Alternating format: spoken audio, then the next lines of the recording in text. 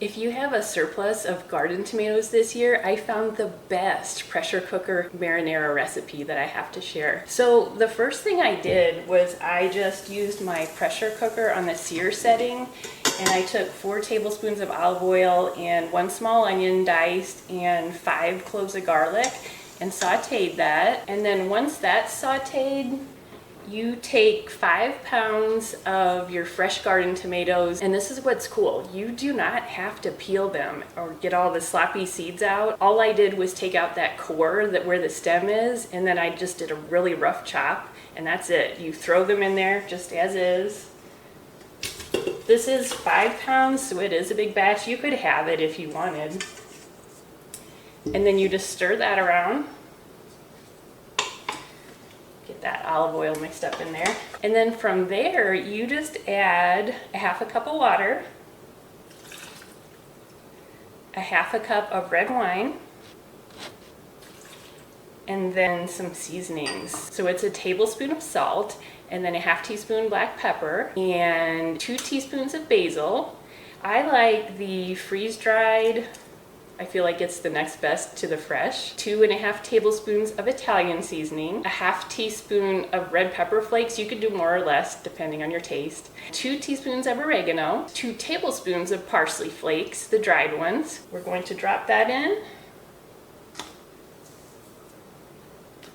And then there is something unexpected in here. There is 1 tablespoon of cocoa powder. So we're just gonna get that all stirred in. And with pressure cooking, you know there has to be at least a cup of liquid in there, and you'll notice there is plenty of liquid in there with the red wine and the juices from the tomato and a little bit of water. And then we are going to add some tomato paste, and you can use between 3 and 4 6-ounce cans of tomato paste. So it's somewhere between 18 to 24 ounces of tomato paste. And this is what's important. You have to just lay this on top middle of the mixture. You don't actually stir this in because it will scorch. So it literally just sits on top as it cooks in there. So you can see that just sits right on top there. The tomato paste does not get stirred in. It just stays in the middle because it will scorch if it touches the bottom. And that's it for ingredients. So we just seal our pressure cooker lid.